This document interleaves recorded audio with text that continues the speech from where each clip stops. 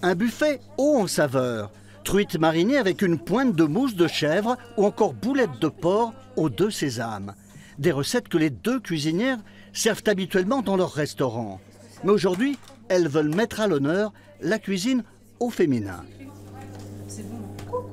Aujourd'hui, les femmes, elles continuent d'être derrière les fourneaux, mais elles ont envie de dire mais pourquoi est-ce que les hommes sont mis en lumière et valorisés et pourquoi pas nous, alors qu'en fait, on a les mêmes qualités, on travaille de la même manière, on arrive à s'en sortir de la même façon dans l'entrepreneuriat, que ce qu'on soit 2, 3, 4, 20, 30, quelle que soit la structure en fait.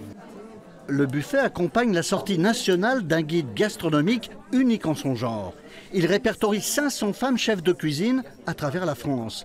La reconnaissance de talents trop souvent éclipsée par le star system culinaire masculin.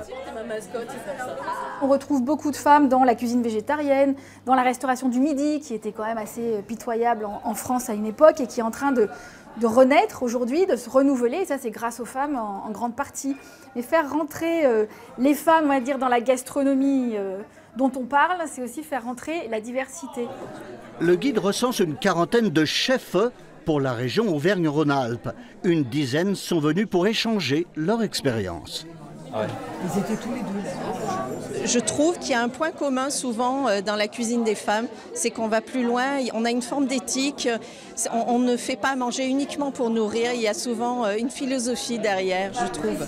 Ce répertoire non exhaustif est pimenté de féminisme.